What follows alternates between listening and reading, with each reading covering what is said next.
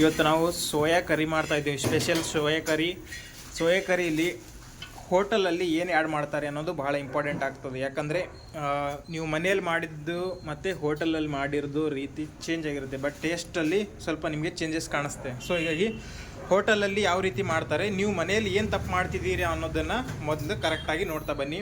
First ಇಲ್ಲಿ ಎಣ್ಣೆನ ತೊಗೊಂಡಿದ್ದೀನಿ ನಾನು ಸೋಯಾ ಕರಿ ಮಾಡೋಕ್ಕೆ. ಮತ್ತು ಇದ್ರ ಜೊತೆ ನೀವು ಏನೇನೆಲ್ಲ ರೆಡಿ ಇಟ್ಕೋಬೇಕು ಅನ್ನೋದನ್ನು ನೋಡ್ತಾ ಬನ್ನಿ. ಇಲ್ಲಿ ಈರುಳ್ಳಿ ತೊಗೊಂಡಿದ್ದೀನಿ. ಈ ಕಡೆ ಒಂದು ಪ್ಲೇಟ್ ಟೊಮೆಟೊನ ತೊಗೊಂಡಿದ್ದೀನಿ. ಮತ್ತು ಇಲ್ಲಿ ಸೋಯಾನ ಏನು ಮಾಡಿದ್ದೀನಿ ಅಂದರೆ ಚೆನ್ನಾಗಿ ನೆನೆಯೋಕೆ ಬಿಟ್ಟಿದ್ದೀನಿ. ನೋಡಿ ಸೋಯಾ ಯಾವ ರೀತಿಯಾಗಿದೆ ಅಂತ.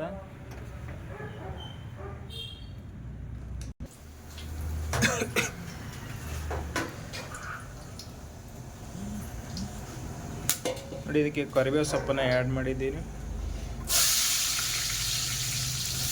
ನಿಮಗೆ ಎಷ್ಟು ಬೇಕೋ ಅಷ್ಟು ಆನಿಯನನ್ನು ಆ್ಯಡ್ ಮಾಡ್ಕೊಳ್ಳಿ.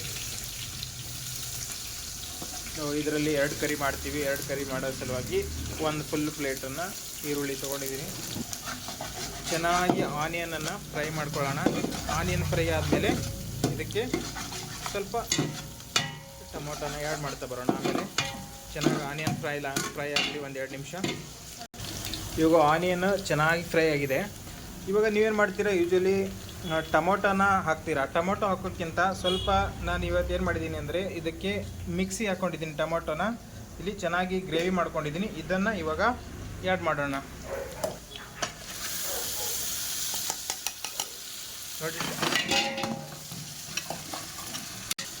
ನೋಡಿ ಇದಕ್ಕೆ ನೀವು ಟೊಮೊಟೊನ ಆ್ಯಡ್ ಮಾಡ್ತೀರಾ. ಬಟ್ ನಾನೇನು ಮಾಡಿದ್ದೀನಿ ಅಂದರೆ ಟೊಮೊಟೊನ ಮಿಕ್ಸಿಲಿ ಹಾಕಿಬಿಟ್ಟು ಒಂದು ಮಿಕ್ಸರ್ ಟೊಮೊಟೊ ಗ್ರೇವಿಯನ್ನು ಹಾಕಿದ್ದೀನಿ. ಇವಾಗ ಅದ್ರ ಜೊತೆಗೆ ಸ್ವಲ್ಪ ಟೊಮೊಟೊನ ಆ್ಯಡ್ ಮಾಡ್ಕೊಳ್ಳೋಣ. ಯಾಕಂದರೆ ಆಲ್ರೆಡಿ ಮಿಕ್ಸಿಯಲ್ಲಿ ಇದಕ್ಕೆ ಗ್ರೇವಿ ಮಾಡಿ ಇಲ್ಲಿ ಗ್ರೇವಿ ಹಾಕಿದ್ದೀನಿ. ನೀವು ಇಲ್ಲಿ ಕಾಣಿಸ್ತಾ ಇದೆ ಟೊಮೊಟೊ ಗ್ರೇವಿ.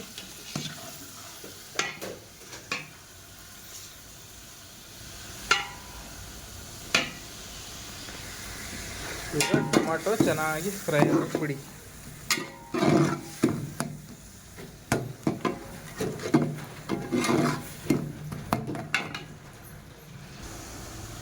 ನೋಡಿ ಟೊಮೊಟೊ ಚೆನ್ನಾಗಿ ಫ್ರೈ ಆಗ್ತಾಯಿದೆ. ನೋಡಿ ಯಾವ ರೀತಿ ಫ್ಲೇಮ್ ಬರ್ತಾಯಿದೆ ಅಂತ.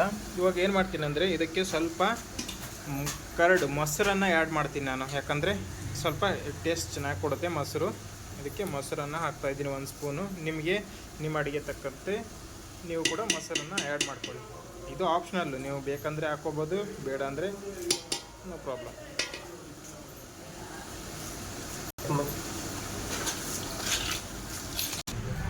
ಮೊಸರು ಆ್ಯಡ್ ಮಾಡೋದ್ರಿಂದ ಸ್ವಲ್ಪ ಕಲರು ಕೂಡ ಚೆನ್ನಾಗಿ ಬರುತ್ತೆ ಇದಕ್ಕೆ. ನೋಡಿ ಯಾವ ರೀತಿ ಕರಿ ಇದು ಕಲರ್ ಚೇಂಜ್ ಆಯಿತು ಅಂತ ನೋಡ್ತಾ ಬನ್ನಿ. ಓಕೆ, ಇದಕ್ಕೆ ಅರಿಶಿಣ ಮಸಾಲ ಒಂದೊಂದಾಗಿ ಆ್ಯಡ್ ಮಾಡ್ತಾ ಬರೋಣ. ನೋಡ್ತಾ ಬನ್ನಿ. ಫಸ್ಟು 1 ಸ್ಪೂನು ಅರಿಶಿಣನ ಹಾಕ್ತಾಯಿದ್ದೀನಿ.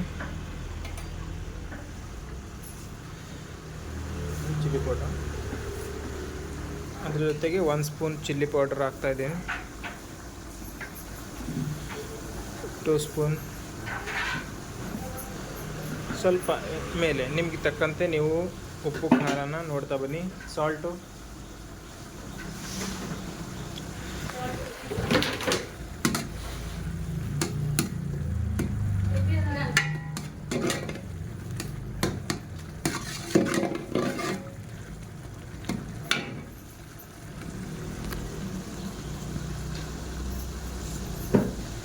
ನೋಡಿ, ನಿಮಗೆ ಸಾಲ್ಟ್ ಎಷ್ಟು ಬೇಕೋ ಅಷ್ಟು ಸಾಲ್ಟನ್ನು ಆ್ಯಡ್ ಮಾಡ್ಕೊಳ್ಳಿ. ಚೆನ್ನಾಗಿ ಫ್ರೈ ಆಗ್ತಾಯಿದೆ. ಇವಾಗ ಇದಕ್ಕೆ ನಾನು ಸೋಯಾನ ಆ್ಯಡ್ ಮಾಡ್ತೀನಿ. ಚೆನ್ನಾಗಿ ನೆಂದೋಗಿದೆ ಸೋಯಾ.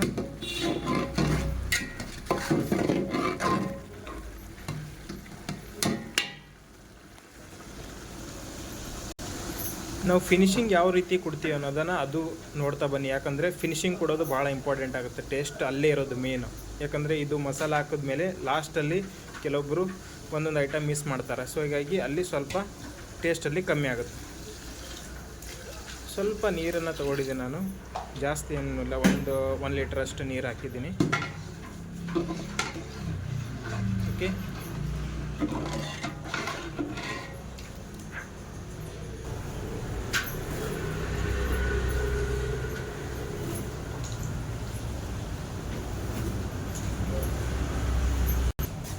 ನೋಡಿ ಎಲ್ಲ ಸೋಯಾನು ಹಾಕಿದ್ದೀನಿ. ಸ್ವಲ್ಪ ಇದಕ್ಕೆ ಚೆನ್ನಾಗಿ ಮಿಕ್ಸ್ ಮಾಡಿಕೊಡಿ. ಮಿಕ್ಸ್ ಮಾಡಿಕೊಂಡು ಸ್ವಲ್ಪ ಕುದಿಯೋದಕ್ಕೆ ಅದಕ್ಕೆ ಟೈಮ್ ಬಿಡಿ.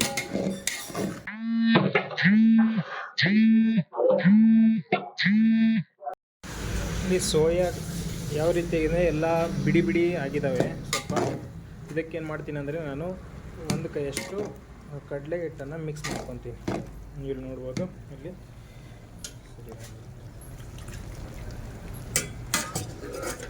ಒಂದು ಸ್ಪೂನಷ್ಟು ಕಡಲೆ ಹಿಟ್ಟು ತೊಗೊಂಡಿದ್ದೀನಿ. ಇದಕ್ಕೆ ಇವಾಗ ಕಡಲೆ ಹಿಟ್ಟನ್ನು ಆ್ಯಡ್ ಮಾಡೋಣ.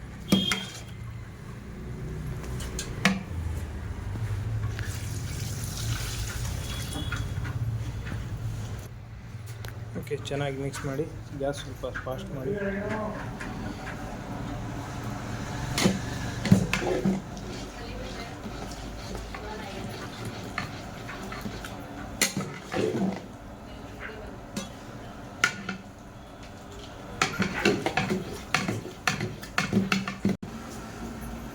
ನೋಡಿ, ಸೋಯಾ ಕರಿ ಇವಾಗ ಲಾಸ್ಟ್ ಸ್ಟೇಜಿಗೆ ಬಂದಿದೆ. ಆಲ್ಮೋಸ್ಟ್ ಎಲ್ಲ ಮುಗಿತಾ ಇದೆ. ಇವಾಗ ಇದಕ್ಕೆ ಏನು ಮಾಡ್ತೀನಿ ಅಂದರೆ, ನಾನು ಶೇಂಗಾ ಮಿಕ್ಸಿಗೆ ಹಾಕಿರ್ತೀವಲ್ಲ, ಶೇಂಗಾ ಕೊಟ್ಟ ಅದನ್ನು ಇವಾಗ ಆ್ಯಡ್ ಮಾಡ್ತೀನಿ. ನನಗೆ ಎಷ್ಟು ಬೇಕೋ ಅಷ್ಟನ್ನು ಟೇಸ್ಟಿಗೆ ತಕ್ಕಂತೆ.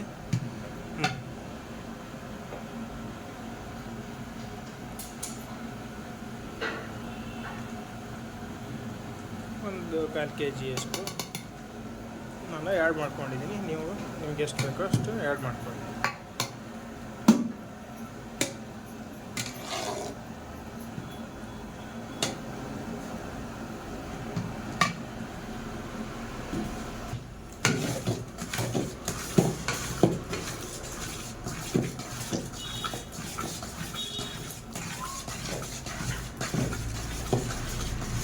ಫೈನಲಿ ಇದಕ್ಕೆ ಸ್ವಲ್ಪ ಮೇಲ್ಗಡೆ ಕೊತ್ತಂಬರಿ ಹಾಕಿ 1-2 ನಿಮಿಷ ಕ್ಲೋಸ್ ಮಾಡಿಬಿಡಿ. 1-2 ನಿಮಿಷ ಬಾಯ್ಲ್ ಆದಮೇಲೆ ಆಫ್ ಮಾಡೋದು ಅಷ್ಟೇ. ಟೇಸ್ಟನ್ನು ನೋಡೋಣ ಯಾವ ರೀತಿ ಆಗಿದೆ ಅಂತ.